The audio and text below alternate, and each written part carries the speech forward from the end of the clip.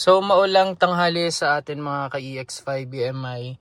So sa napakadaming nagre-request sa akin ng fuel consumption ng Geely EX5 BMI, ito na, ibibigay ko na sa inyo yung video. So ngayon nandito ako sa Lipa, Batangas and papunta ako sa Santo Tomas, Batangas. So currently yung ating total mileage is 1,775 kilometers. And then punta ako sa energy para lang makita natin yung before and after.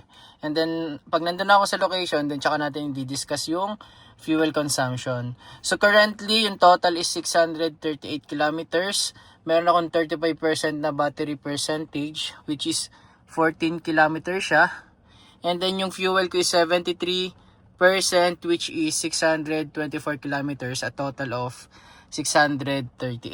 So yung mileage statistic natin ngayon, so hindi pa tayo tumatakbo, papunta pa lang tayo sa Santo Tomas. So ito yung ating current fuel consumption. Ayan. So ayan, nandito na nga tayo sa Santo Tomas, Batangas. And galing tayo sa Lipa. So almost 26 plus kilometers yung tinakbo natin. So ito na ngayon yung mileage natin. So 1796 kilometers.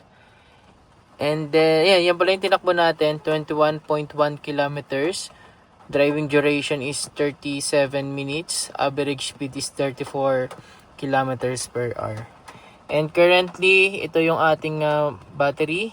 17 kilometers and 598 kilometers lang yung natitira.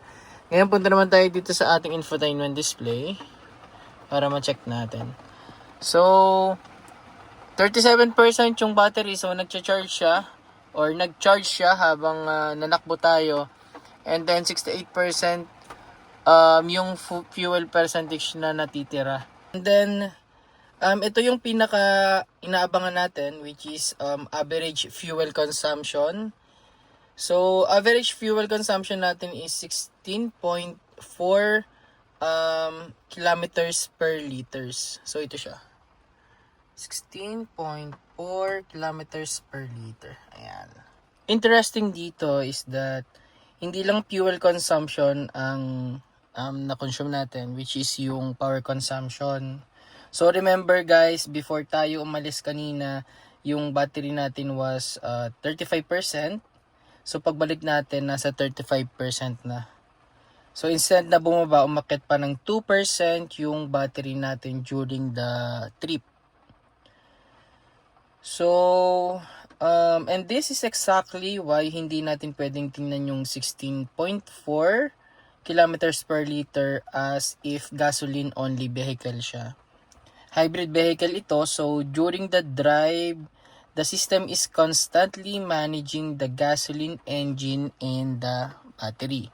So both siya tumatakbo. So calculation natin dito is 21.1 kilometers divided by 16.4 kilometers per liter. So total niya is 1.29 liters. Now, kung gagawa tayo ng mathematical calculation based sa displayed average consumption, 21.1 kilometers divided by 16.4 kilometers per liter, that's approximately 1.29 liters. Yan. Pero guys, importanteng linawin ko ito ha. Hindi ibig sabihin na physically measured na eksaktong 1.21 liters ang nabawa sa fuel tank natin. Okay? This is simply the fuel equivalent calculation based on the vehicle's displayed 16.4 kilometers per liters average fuel consumption. So, hindi natin gagamitin yung fuel percentage na 73% to 68% para i-claim na exact liters ang nabawas dahil yung fuel gauge at estimated range ng vehicle are not precise measuring instrument for actual liters consumed. So, para maging honest tayo sa numbers, ang official result ng test natin is 16.4 kilometers per liter displayed average fuel consumption. So sa power consumption naman, another interesting naman number dito is that yung average power consumption natin na 3.8 kilowatts per 100 kilometers. Okay. Yan, 3.5. Okay. So makikita natin na may electricity consumption din during the trip natin. Okay? So again, that's expected dahil syempre ang setup natin is hybrid and also hybrid vehicle tayo, and the battery is part of the overall energy system. Okay? So take note that from 35% battery, naging 37% pa tayo. Ayan, pakita ko. Ayan, 37% pa tayo. So, yung energy flow ng vehicle is not simply battery going down all the time. Yan. Okay? So, balik tayo.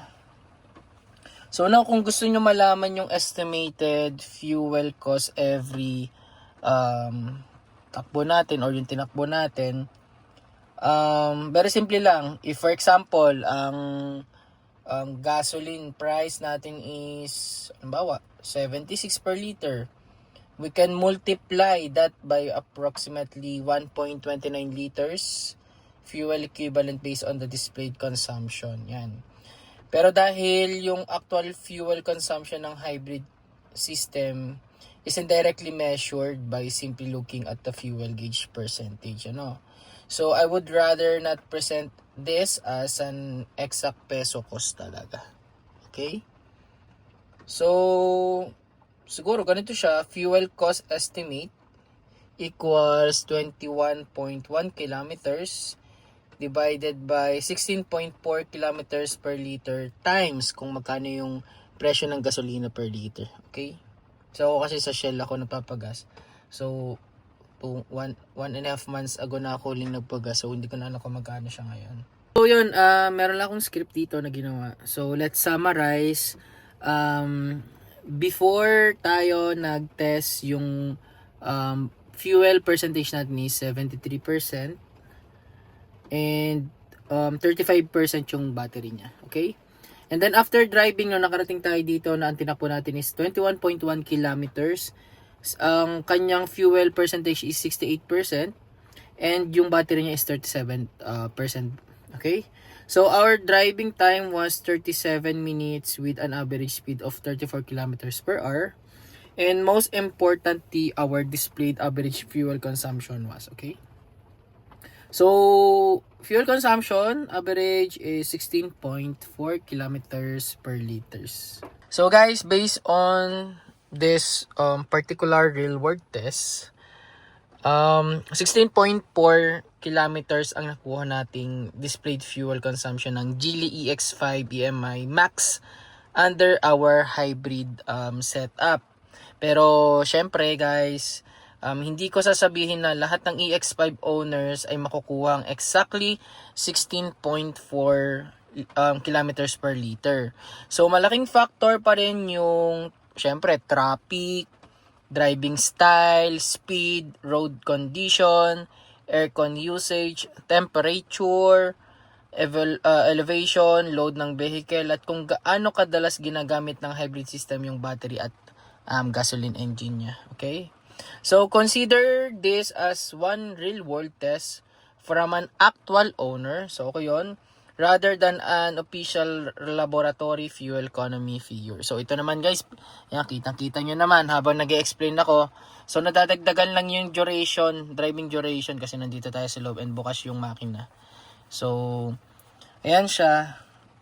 So, ayun guys, dito na natatapos yung ating drive test for fuel and electricity consumption. So, ayun guys, comment down below nyo na lang yung mga details from your EX5 and yun, share natin dito sa comment section yung test nyo, yung fuel and electricity consumption nyo para kahit papano yung mga ibang EX5 owner at saka yung ibang gustong kumuha ng EX5, meron na silang details kagaya nito. Especially doon sa mga nagre-request sa akin. Actually, dalawa yung request. Full EV na full charge, kung ilan yung ang kaya niyang abutin sa kilometers. But currently kasi umalis ako, hindi ako nakapag-charge kasi malakas yung ulan. So, gumamit lang ako ng hybrid. So, which is battery at saka gasolina.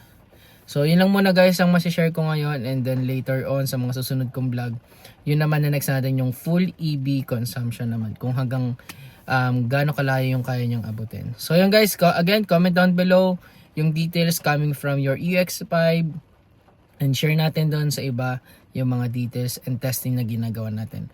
Maraming salamat sa inyo, and God bless sa ating lahat. Ingat tayo lahat kasi maulan ngayon. Thank you guys. Bye-bye.